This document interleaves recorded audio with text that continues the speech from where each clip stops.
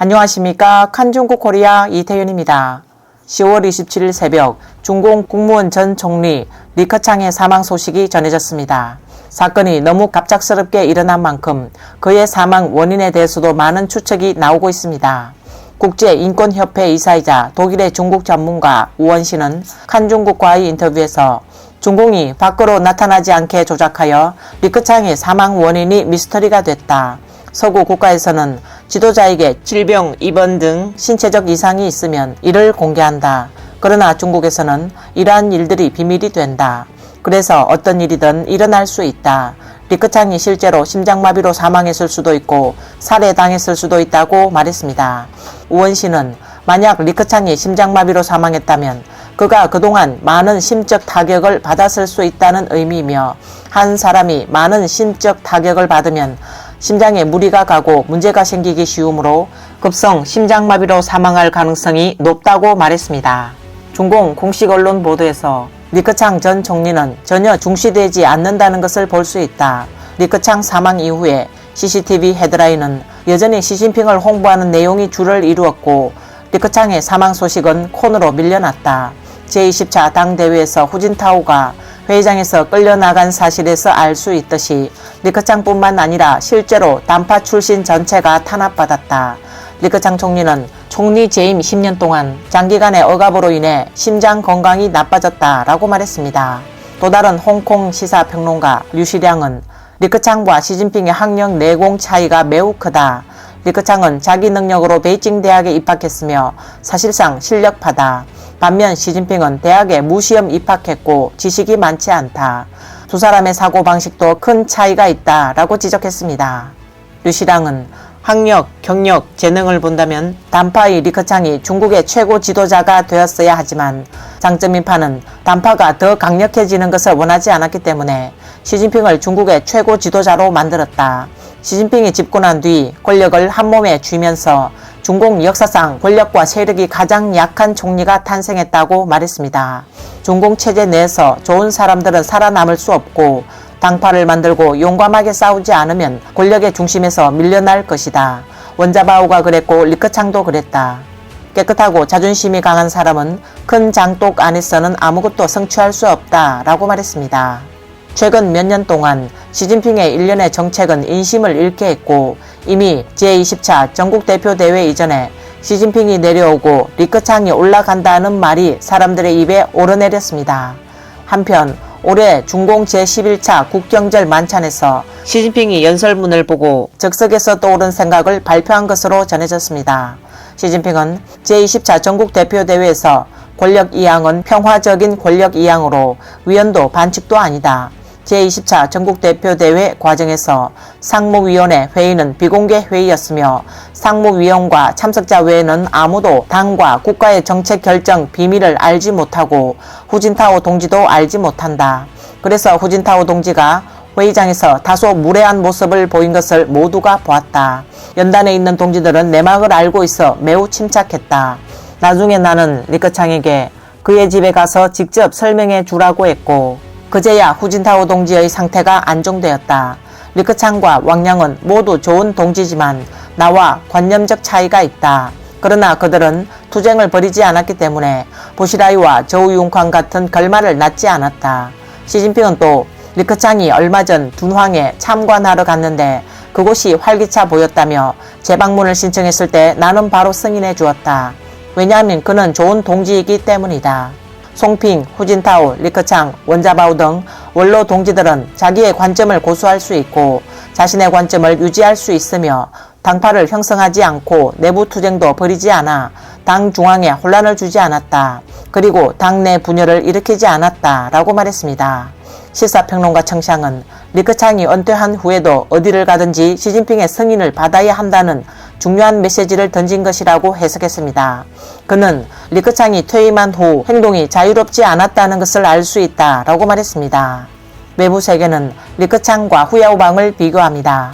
청샹도 두 사람은 공통점이 있는데 당시 개혁을 주장했던 후야오방은 덩샤오핑이 이끄는 원로들에 둘러싸여 강한 압박을 받고 물러날 수밖에 없었고, 이에 따라 의지는 소침해지고 우울한 나날을 보내다가 심근경색으로 1989년 4월 15일 74세의 나이로 사망했다라고 말했습니다. 일반적으로 사고로 사람이 사망하면 부검을 실시해 사망 원인을 조사하고 검시관이 보고서를 작성해 공개합니다. 그러나 중공은 항상 밖으로 나타나지 않게 조작으로 운영해 왔습니다. 그러므로 리커창의 실제 사망 원인은 미스터리로 남게 될 것입니다. 일부 평론가들은 리커창의 죽음은 중공 정치계에 큰 충격을 촉발할 수 있다고 생각합니다. 그러나 중공의 극도 의심과 상호 불신하는 시스템 속에서 중공 고위 관리들은 필연적으로 자신을 보호하기 위해 더욱 강렬하고 피비린내 나는 싸움을 벌일 것입니다. 또 다른 분석가들은 중공 최고 지도자들 사이에 치열한 내부 싸움이 벌어지고 있다며 리커창이 실제 자연사했다 하더라도 시진핑은 여전히 변명을 아무리 해도 믿어줄 사람이 없을 것이다 라고 말했습니다. 왕호 논설위원은 시진핑과 리커창 사이에는 정치적으로 이견이 많았다. 이는 확실하다. 하지만 정치적 차이가 있다고 해서 반드시 시진핑과 리커창이 싸웠다고 할 수 없다. 왜냐하면 리커창은 세력도 없고 권력도 없는데 어떻게 시진핑과 싸우겠는가? 시진핑의 주요한 적은 중공의 실제 권력을 장악하고 있는 장정파, 즉 장점민파와 정칭홍 세력이다 라고 말했습니다. 시진핑은 현재 위태로운 상황에 부닥쳤습니다. 제20차 전국대표대회에서 재집권 이후 모든 상황이 완전히 역전되었기 때문입니다. 분석가들은 리커창의 죽음이 단순한 사망사건이 아니라고 믿고 있습니다. 왕허는 시진핑과 장점인이 처음 5년 동안 싸웠을 때 시진핑은 리커창과 손을 잡았다. 리커창의 단파와 협력한 것이다. 장점인파가 고전을 면치 못하자 시진핑과 리커창이 서로 사이가 나빠지도록 이간 전략을 세웠다. 그들은 심지어 제20차 전국인민대표대회 전에 리상시하, 즉 리커창이 오르고 시진핑은 내려가야 한다는 소문을 퍼뜨렸다. 이런 전략은 시진핑의 마음을 동요시켰고 20차 대표대회에서 즉시 모든 단파 출신을 숙청해버렸다. 따라서 시진핑과 리커창의 투쟁 배후에는 실제로 정치적 음모가 있었다. 누군가가 리커창은 시진핑에 의해 암살당했다는 소문을 낸다면 시진핑이 어떤 변명을 해도 믿어줄 사람이 없을 것이다. 사실 시진핑의 입장에서 보면 현직에 있던 리커창도 시진핑을 어떻게 할 수 없었는데 이미 물러난 사람이 뭘 할 수 있겠는가? 리커창은 시진핑에게 위협이 되지 않기 때문에 리커창을 급하게 암살할 필요가 없다. 따라서 현재 많은 사람이 리커창이 암살되었다는 소문을 퍼뜨리고 있는 것은 특정한 정치적 동기를 가지고 있을 가능성이 매우 높다라고 지적했습니다. 리커창이 정말로 자연사가 아니고 시진핑이 배후에서 지시한 것도 아니라면 시진핑은 지금 매우 위험한 상황에 있다는 분석입니다. 왕허는 지난해 11월 30일 장점인이 사망했고 이제 리커창도 사망했다. 그렇다면 다음은 누가 갑자기 사망할 것인가? 현재 시진핑의 건강이 좋지 않은데 시진핑이 사망할 가능성도 있다. 이런 가능성은 매우 크다. 시진핑도 갑자기 사망한다면 중국 전국은 완전히 뒤바뀔 수 있다라고 말했습니다.